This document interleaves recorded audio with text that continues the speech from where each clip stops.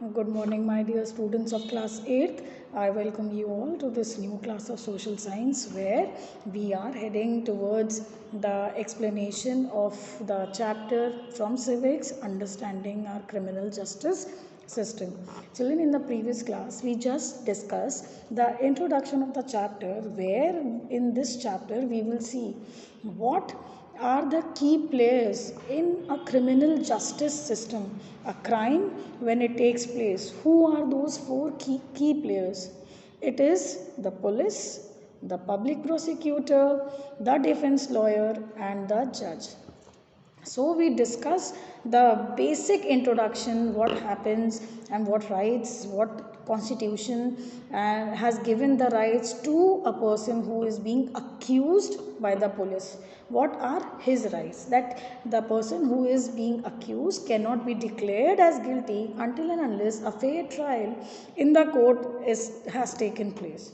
So now let us see the importance and the role of these four key players in a crime scene.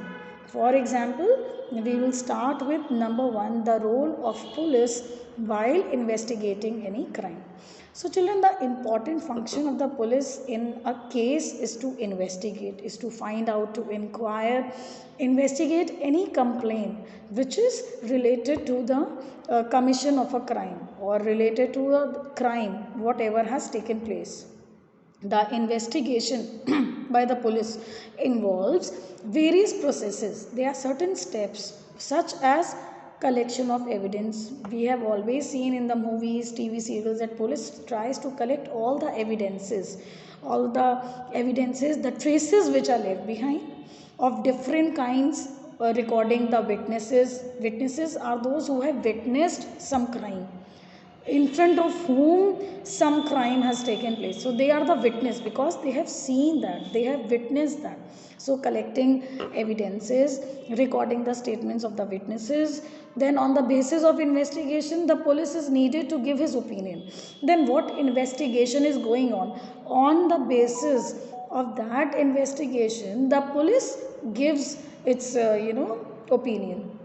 If the police finds that the evidence is pointing to an accused person's guilt, then they file a charge sheet.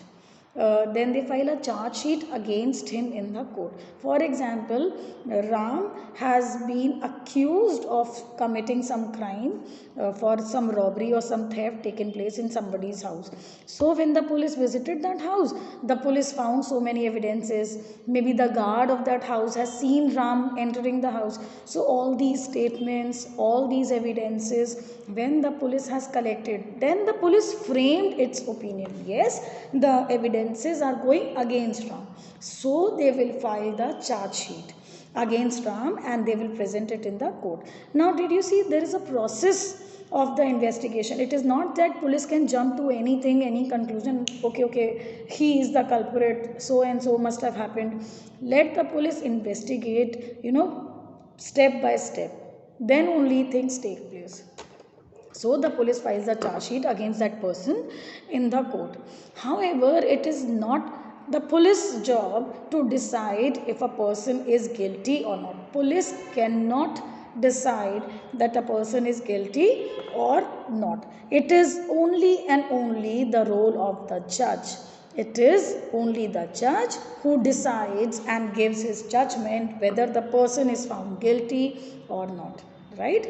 So, we have seen in chapter 2 that every person is equal before the eyes of the law, children, isn't it? It also, therefore, the person who is being accused also has some basic rights. So, police who has been investigating the case cannot declare that a person is guilty. Hence, the police always conducts the investigation of a case and gives full respect to human rights of the accused person. So, we have seen in the chapter 2 that every person is equal before the eyes of the law, even the person who is found guilty or who is found guilty or accused of the charges. So police has to do this much job, that the police will investigate the case, present factual statements, facts, figures, witnesses, and then the person will be proven guilty only by the judge. Okay. Now, the country's Supreme Court has already laid down few guidelines which the police needs to follow while arresting, interrogating, or investigating a case going on. A police officer cannot shoot, beat, or torture any person whom they have found evidences against. All right. So the police is not having this right to shoot. Okay, you have found that so and so crime has taken place and the person was caught by the people because he was found at the crime site. So the police cannot shoot. Police has no right to shoot. Police cannot beat. Police cannot torture. All right. So children, these are basic rules which police has to follow because these guidelines are being set by Supreme Court of India. Even for petty offences, the police is not allowed to inflict any type of punishment on the accused. Even on petty, for chain snatching, for example, police has found the person, police has found the thief, but police is not supposed to beat or torture that thief. So these are general guidelines which are being laid down by the Supreme Court of India. Now the next part, Indian Constitution's Article 22 guarantees some of these basic fundamental rights to every person who is being arrested, on charge of some crime. So there are some fundamental rights which have been given to those people who have been arrested for some crime. Number 1, a boy who is under the age of 15 and any woman cannot be called for questioning to police station. No child, be it a boy or a girl below 15 years, cannot be called to police station for questioning. Okay. Second right, the right not to be tortured or ill treatment while in the custody of police or during arrest. Maybe at the time of arrest police can beat, but this is beyond and against the law. Police cannot beat or torture even at the time of arrest and when the person is in the custody of the police. Third, when a person is being arrested, children, then the woman has the right to be informed about the offence. He or she, maybe it is a woman, maybe it is a man. So the person has full right to be informed on what grounds police is arresting. Fourth, an arrested person has to be presented in front of the magistrate by the police within 24 hours of arrest.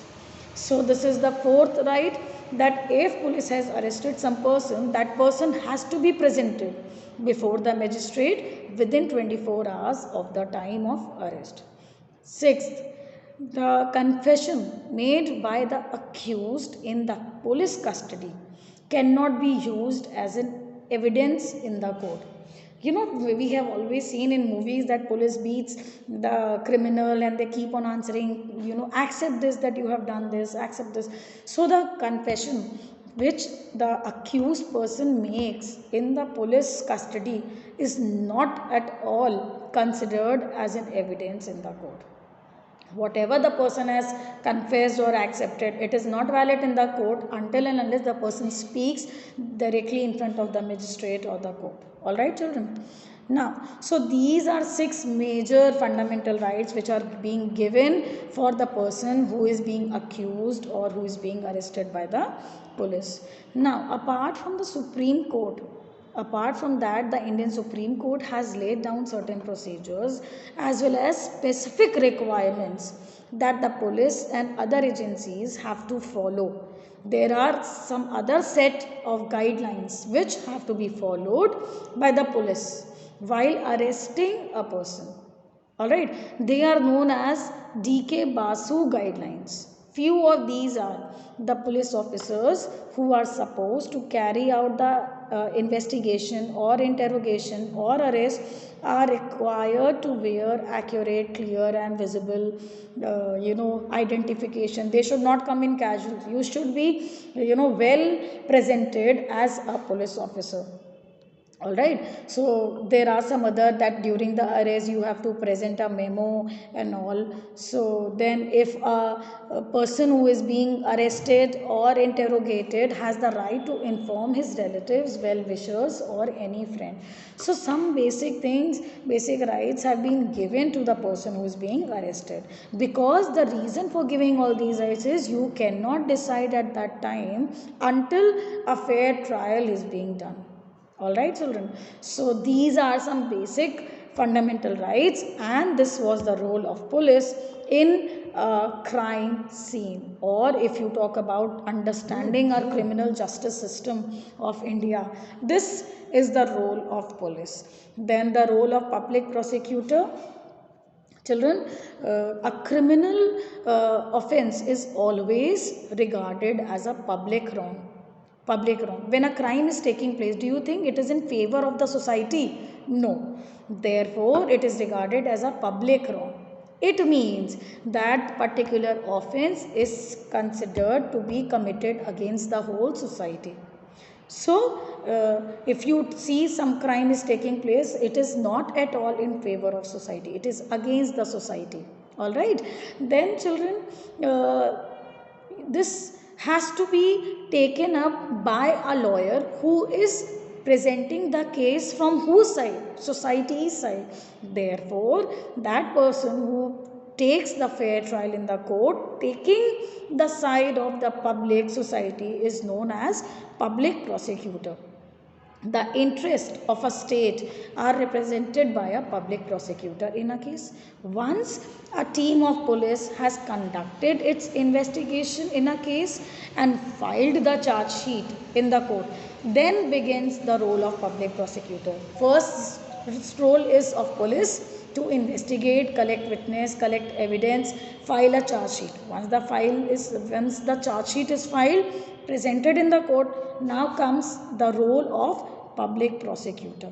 Okay, children. Now the prosecutor doesn't play any role in the investigation. The job of public prosecutor is the prosecution on the state's behalf, is to have that trial, the session in the court on whose behalf? Society's behalf, public's behalf. Okay. So the public prosecutor acts as an officer in the court whose duty is to act as an impartial manner and present all facts and materials related to the case, right, so that the judge is able to take a fair decision.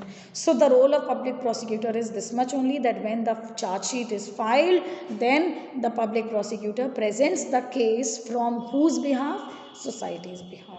So children, in today's class we have discussed the role of police in a crime scene, role of public prosecutor when public prosecutor has to take charge.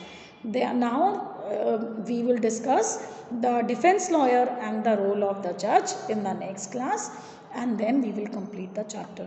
Thank you so much children. Have a nice day. Take care.